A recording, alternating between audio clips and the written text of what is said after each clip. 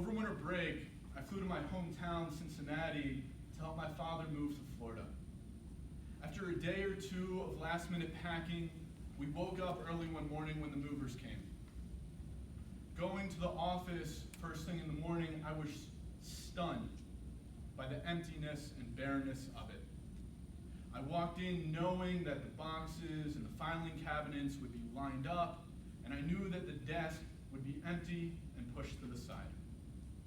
But what I didn't expect to see, at least not fully, was the emptiness of the walls.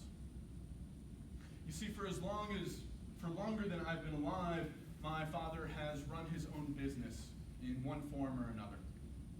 And for just as long, he has decorated the walls of his office with various quotes, plaques, and posters, all for inspiration and motivation.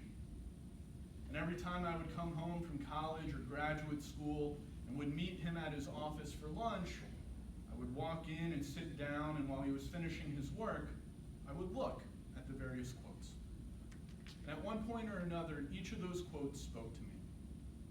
But one which called to me more than all others and has resonated with me so deeply is the quote, "Business is founded on confidence, success on cooperation." Now, I have never planned on being a small business owner like my father. But the second half of this quote, that success is dependent on cooperation, has been a guiding light for me across many aspects of my life. I know this might be a shock to most of you, but I am a very competitive and independent individual. And my default attitude in most endeavors is and always has been to do everything myself. But despite that desire, I know that in many instances of life, I will have to cooperate and work with others. No one, including myself, lives in a vacuum, and we all rely on others on a daily basis.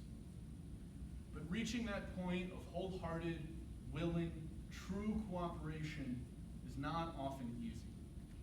Achieving a mindset in which I am able and willing to cooperate mandates that I work towards developing certain character traits that are better suited for working with others. There are many traits which are important, but there are two which I have found to be utterly essential: humility and compassion. These two traits are so important, I find, because they focus on how we relate to and treat the other. Both of these character traits are talked about in the context of Musar, Jewish ethical and spiritual living, and in Alan Marinas' book on the topic, Everyday Holiness. In his section on humility, he discusses how humility is not equivalent to humiliation, although they sound similar. It does not mean that I must debase myself or force myself to be lower than everyone around me. Humility, Musar teaches, is about finding and knowing our proper place. And as Marinas writes, the notion of humility is to, quote, "occupy a rightful space, neither too much nor too little. Focus neither on your own virtues nor the faults of others." He says that it is a lack of humility which can lead to arrogance on the one hand and a severe lack of self-esteem on the other. To work with another person, to cooperate truly, one has to have the awareness of oneself and one's own limitations. Being humble means being able to stand and say with self-awareness what one's strengths and weaknesses are. And it allows for one to search for those whose strengths and weaknesses are complementary, so that working together, they can accomplish even greater things.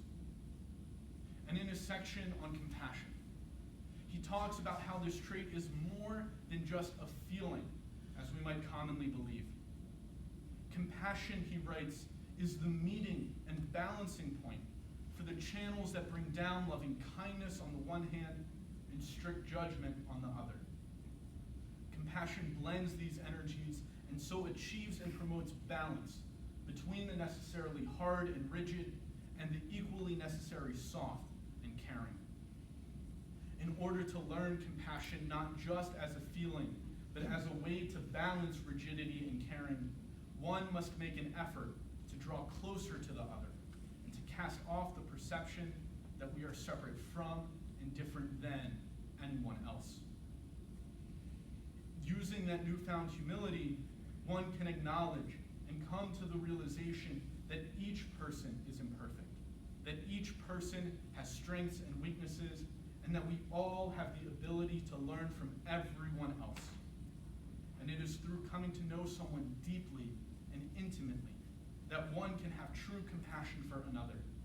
It is coming to terms with the differences in order to best accomplish whatever task is at hand. And it is through this humility and this compassion that we can truly get the most out of our lives as humans and as Jews. The Midrashim for this week's parashah contains some truly inspiring pearls of applicable wisdom. In Exodus Rabbah, we read that every Jew, every convert, and every Ger Toshav, whoever was, is, or will be, stood together at Sinai. Every Jew currently living today, regardless of their race, gender, sexuality, denomination, country of residence, political identity, and every other label imaginable, along with all of their ancestors going back to Moses, and with all of their descendants until the end of time, gathered together in one place as one people to witness revelation. And we read later in Exodus Rabbah that everyone who was there, everyone that I just mentioned, each received a piece of the revelation. But due to the power of the Shekhinah and the limitations of each individual, no one person was able to receive it in its entirety. Rather, they each received it according to their own capacity. Therefore, in order to learn as much Torah as possible and as much revelation as possible, we must learn the Torah of as many individuals as possible. Whose Torah do we study? Whose Torah do we actually seek out and listen to? When was the last time that you learned from someone different than you? Not someone who looked or talked differently than you, but someone who thought differently than you. Someone who approached the world with a different set of priorities and ideologies. Too often, the default is to talk to those who were next to us at Sinai, those with whom we agree and share perspective. And while it is good to hear and talk with them, it is just as important, if not more so, to actively seek out and talk to those who are on the other side of the mountain from us at Sinai. Those whose views are so very different than ours and whose perception of that revelation is radically different. This is something that everyone, including those of us in the HUC and Reformed Jewish communities, could spend more time and energy doing, and doing it better than we currently do. We have the opportunity here to learn Torah from many different groups and people. We have the opportunity to learn Torah not just in our classrooms, but also through the variety of lunch and learn programs. But only if we show up. And we must show up. Not just to the speakers with whom we agree, but to all of them. Whether we've heard them before or not, each opportunity to learn Torah is an opportunity to turn it and turn it again. We must learn the Torah of people we don't often find walking in the halls or teaching in the classrooms of HUC. The Torah of Orthodox Jews, of politically conservative Jews, the Torah of every type of Jew we are not. Each of them has something worth learning, but we can only learn it if we go out and are truly willing to hear it. Too often, we self-segregate, choosing to surround ourselves with those who identify, think, and believe as we do. It is safe, it is comfortable, and it is understandable. But the world outside these walls and outside the comforts of the institutional reform movement are neither safe nor comfortable, and they are most assuredly not uniform. The places and people we will each one day serve are not going to agree with us all the time. And yet, we will still be expected and required to learn with and from them. And so we must start this process now. We must learn to sit in and embrace this discomfort and to work through it. But to do this, we we must first work on ourselves. We must humble ourselves. We must acknowledge that we have never been, nor will ever be, all-knowing. We must acknowledge that we have limitations on our abilities, and that means we are never going to be right 100% of the time.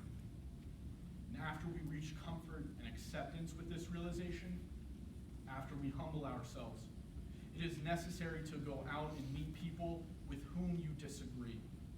Meet people outside of these walls, distant from your way of thought, and hear them. Don't just listen to the words coming out of their mouths, but hear their stories. Hear what it is they say, why they say it, and how they came to the point of saying it. Hear their Torah and share with them yours. Get to know them, learn to love them, and grow to have compassion for them. And with this humility and with this compassion, then can you reach across the mountain to them, work with them, and cooperate.